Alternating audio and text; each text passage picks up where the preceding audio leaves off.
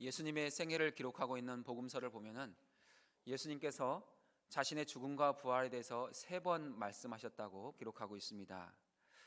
예수님께서 처음으로 죽음과 부활을 말씀하신 곳은 빌립보 가이사랴입니다. 빌립보 가이사랴는 갈릴리 지역에서 조금 더 북쪽에 있는 두로와 시돈 그 인근에 있는 지역입니다.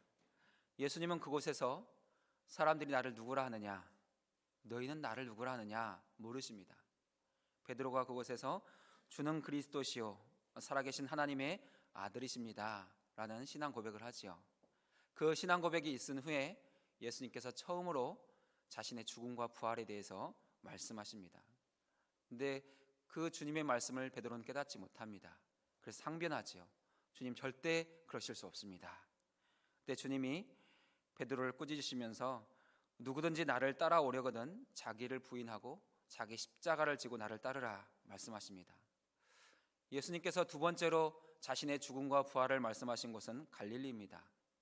예수님이 변화산에 오르셔서 그리스도의 영광을 드러내신 후에 내려오셨습니다.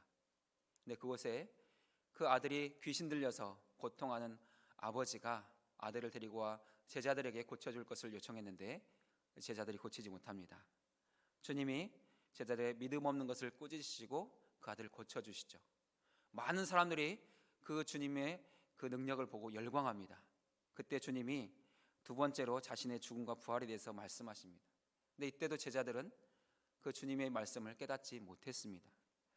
예수님께서 세 번째로 인자의 죽음과 부활을 말씀하신 곳은 예루살렘으로 올라가는 이제 곧 십자가 사역을 앞에 두고 있는 시점에서 자신의 죽음과 부활을 말씀하십니다. 예수님은 그리스도로서 온 인류의 구원을 위해 예루살렘으로 올라가는 길이었지만 제자들은 이번에 예루살렘에 가면 예수님께서 큰 영광을 받으실 것이다. 그러면 나는 어떤 자리를 얻을까? 주님, 나는 주님의 옆자리를 얻고 싶습니다. 나는 우편에, 나는 좌편에 앉기를 원합니다. 이런 요구들을 하고 또 누가 크냐? 누가 가장 높은 자리에 앉을 것이냐? 이런 논쟁들을 제자들이 자주 했습니다. 예수님은 그런 제자들을 향해서 자기를 높이는 자는 낮아지고 자기를 낮추는 자는 높아질 것이라는 말씀을 하시면서 세 번째 죽음과 부활을 말씀하십니다. 근데 이번에도 특징적인 것은 예수님께서 계속해서 자신의 죽음과 부활을 말씀하시지만 제자들이 깨닫지 못했다는 것입니다. 그럼 왜 제자들은 주님의 말씀을 3번이나 반복적으로 하시는 그 말씀을 깨닫지 못했을까요? 그 이유는 그 말씀이 감추어져 있었기 때문입니다. 오늘 34절은 제자들이 예수님의 죽음과 부활을 깨닫지 못한 이유에 대해서 정확하게 말씀하고 있습니다. 우리 34절을 같이 읽어보겠습니다. 제자들이 이것을 하나도 깨닫지 못하였으니 그 말씀이 감추었으므로 그들이 그 이르신 바를 알지 못하였더라. 아멘.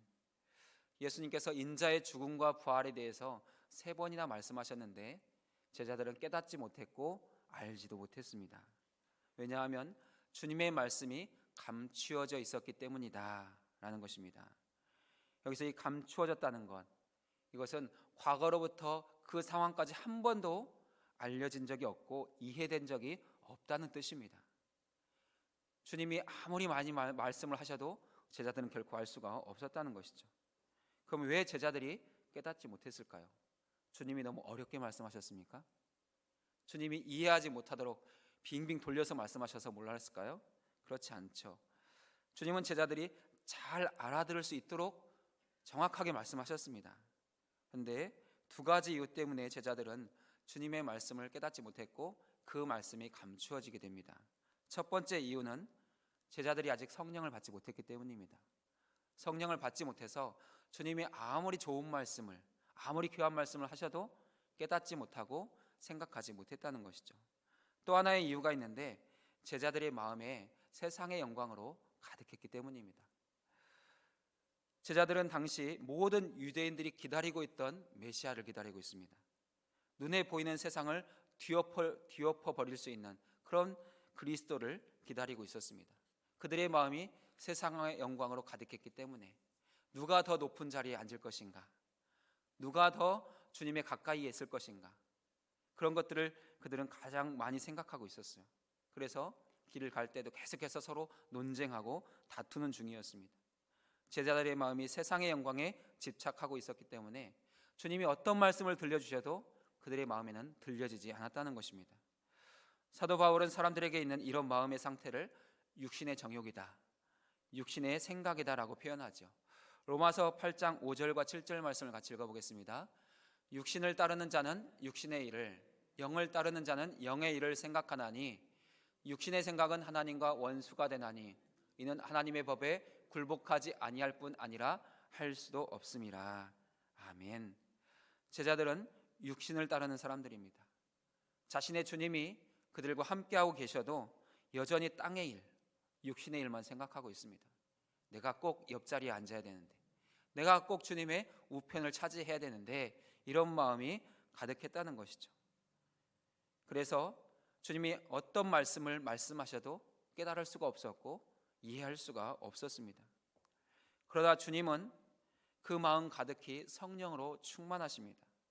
주님은 시작부터 성령으로 시작하셨고 공생의 모든 사역을 하실 때도 성령으로 행하셨습니다.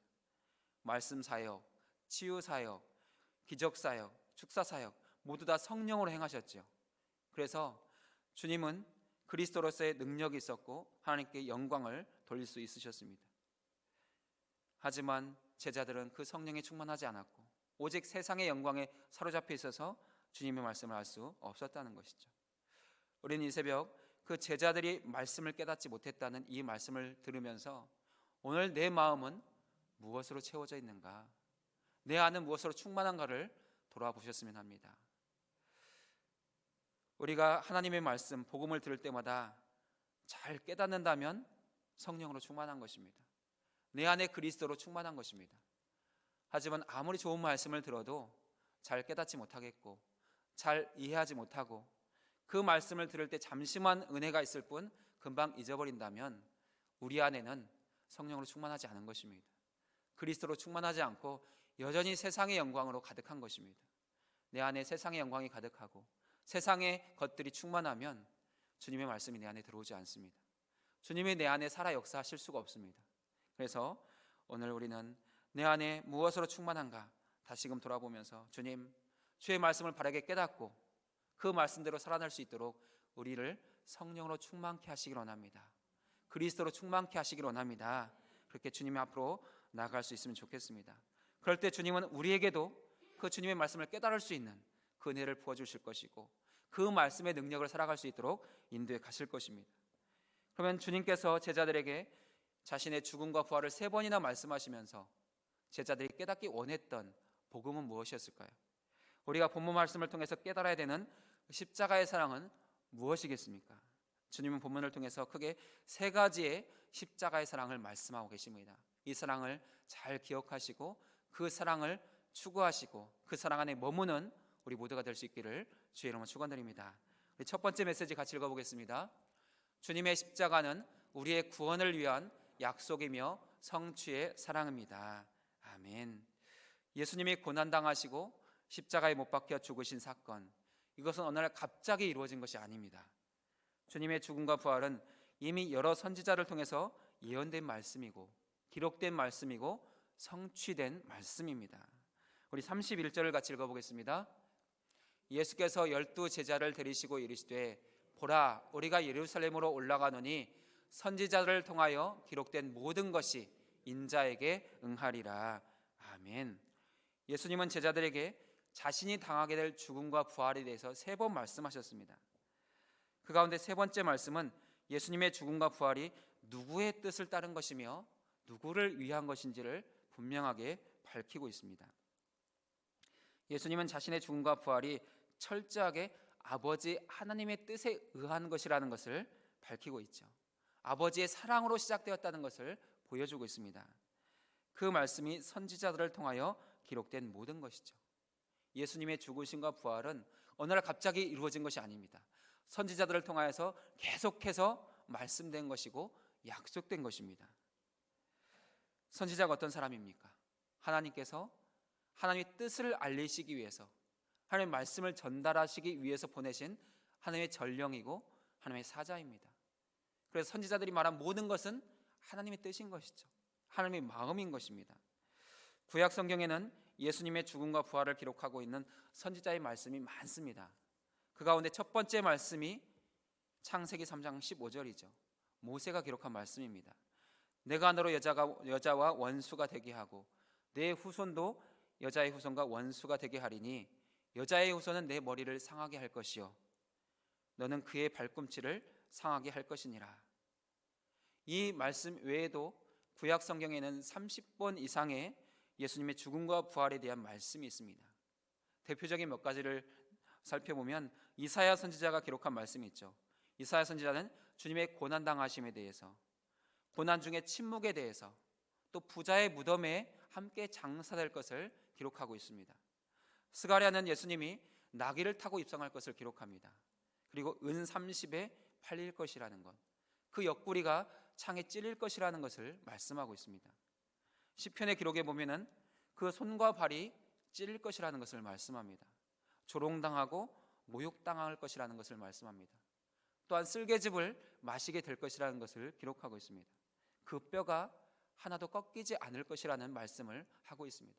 그 말씀이 신약에 와서 주님을 통해서 다 이루어지고 완성됩니다. 아버지 하나님은 많은 선지자를 통해서 그리스도의 죽음과 부활을 약속하셨고 예수님은 우리의 구원을 위해서 이 땅에 오셔서 그 약속의 말씀대로 죽으시고 부활하셨습니다. 예수님의 죽음과 부활은 아버지 하나님의 뜻에 따른 그리스도의 순종입니다. 예수님의 죽음과 부활은 우리의 구원을 위한 그리스도의 사랑입니다. 우리는 예수님의 죽음과 부활에 관한 말씀을 읽고 듣고 나눌 때마다 우리를 향한 하나님의 사랑, 하나님이 지극히 나를 많이 사랑하시는구나, 나 같은 자를 주님이 아끼시고 귀하게 여기신구나, 이 마음이 와서 부딪히셔야 됩니다. 그리고 주님이 나의 구원을 위해서 그 모진 고난을 당하셨고 십자가의 죽음을 당하셨구나, 그 사랑을 깨달을 수 있어야 합니다. 예수님 곁에 있던 제자들은 그것을 깨닫지 못했습니다. 하지만 우리는 깨달을 수 있습니다. 왜 그렇습니까? 이미 주님의 사랑이 우리에게 부어졌고 주의 성령이 우리 가운데 주어졌기 때문입니다. 우리 모두는 성령 받은 사람입니다. 성령께서 그 주님의 십자가 사랑을 우리로 깨닫게 하실 것이고 느끼게 하실 것이고 그 사랑 안에 머물도록 인도해 가실 것입니다. 그래서 이 새벽 기도하실 때 주의 사랑을 구하시고 주의 성령을 더 구하시기 바랍니다. 성령님, 내게 오셔서 주님의 사랑, 나를 향한 그 아버지의 사랑을 더 많이 알도록 이끄시고 인도해 주시기 원합니다. 그럴 때 주님이 우리에게 그 성령을 부으셔서 우리가 그 사랑 안에 머물도록 인도해 가실 것입니다. 그 은혜가 함께 하시길 바랍니다. 두 번째 메시지 같이 읽어보겠습니다. 주님의 십자가는 거절로 인한 우리 마음의 상처를 회복하시는 그리스도의 사랑입니다. 아멘. 우리가 살아가면서 다른 사람에게 당하고 싶지 않은 것들이 많이 있는데 가장 대표적인 것이 거절입니다. 거절은 우리가 원하고 요구하는 것들이 받아들여지지 않는 것입니다. 사랑을 받아야 되는 상황 속에서 사랑을 받지 못하면 거절당한 것입니다. 돌봄을 받아야 되는 시간 속에서 돌봄을 받지 못하면 거절당한 것입니다. 함께 있어야 될 시간 속에서 혼자 있거나 방치된다면 거절당한 것입니다. 이런 모든 거절은 우리 안에 거절감으로 남습니다. 우리는 어머니의 그 태중에 임신하는 순간부터 출산 과정, 그리고 성장 과정, 그리고 오늘의 삶의 자리 속에서 많은 거절의 시간을 살았습니다. 셀 수 없이 많은 거절을 당했죠. 그때마다 우리 마음 안에는 거절감이 쌓입니다. 근데 그 거절감은 우리의 삶 속에서 부정적인 열매를 맺게 됩니다. 그 거절감으로 인해서 나도 다른 사람을 거절합니다. 공격적이고 고집이 세고 반항하고 싸웁니다. 이건 거절감으로 인해서 나타나는 부정적인 반응들입니다. 또한 열등감이 생기죠. 불안하고 우울하고 근심하고 걱정합니다. 이것은 거절로 인한 낮은 자존감입니다. 너무나 많이 거절당하다 보면 점점 자기 자신에 대해서 자신감이 없어지죠. 그래서 자존감이 낮아지는 것입니다. 또 우리 안에는 지나치게 노력하는 모습들, 경쟁적인 모습들, 완벽주의, 자기를 방어하려는 성향들이 있습니다. 이것은 거절로 인한 자기 자신만의 해결 방법입니다. 내가 더 열심히 하면 인정받겠지. 내가 더 최선을 다하고 완벽하게 하면 거절당하지 않겠지, 이런 마음이 우리 안에 쌓인다는 것이죠. 이 거절은 우리의 삶을 무섭게 하고 황폐하게 만들어가지요. 그런데 우리가 당하는 거절보다 더 많은 거절을 당하신 분이 있습니다. 누가 더 많은 거절을 당하셨습니까? 예수님이십니다. 예수님은 마리아의 태중에 있을 때부터 가만히 끊고자 하는 그 아버지가 있었습니다. 태어나서는 헤롯으로 인해 생명의 위협을 느끼며 먼 애굽 땅까지 내려가서 살아야 했습니다. 12살 무렵에는 유월절 예배를 드린 후에 부모에게 말하지 않고 성전에 머물렀다고 부모에게 꾸지람을 들었습니다. 제자들과 함께 생활하는 3년의 공생의 시간은 거의 모든 곳에서 거절당하고 배척당하고 외면당했습니다. 십자가 사건을 앞에 두고는 제자들에게 배신당하고 부인당했습니다. 십자가에 달리실 때 모든 제자들은 다 주님을 버리고 도망해 버렸습니다. 주님의 인생은 이 땅에서 거절 그 자체였다고 말할 수 있습니다. 주님이 당하신 그 거절에 대해서 32절은 간략하게 정리하죠. 우리 32절을 같이 읽어보겠습니다. 인자가 이방인들에게 넘겨져 희롱을 당하고 능욕을 당하고 침뱉음을 당하겠으며. 주님은 그 인생 자체가 거절이셨는데 그 마지막 순간에도 자기 동족들에게 거절당했고 심지어 이방인들에게도 거절당했다 말씀하고 있습니다. 예수님이 십자가를 앞에 두고 당하신 고난, 육체적으로도 힘든 시간이었지만 무엇보다 정신적으로 그리고 영적으로 거절당하는 고통의 시간이었습니다. 예수님의 십자가는 사람들에게 거절당하는 시간이었고 무엇보다 아버지 하나님께 거절당하는 시간이었습니다. 그런데 예수님이 그렇게 거절당하심으로 우리는 치유와 회복을 얻게 되었다는 것입니다. 우리도 이 땅에서 수많은 거절을 당하지만 주님보다는 그렇게 심한 거절을 당하지는 않습니다. 그래서 주님은 거절당하는 우리를 고치실 수 있고 치료하실 수 있고 회복하실 수 있는 것입니다.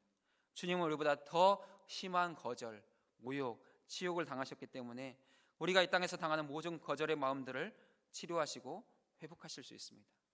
사랑하는 여러분, 우리 모두에게는 거절의 상처가 있습니다.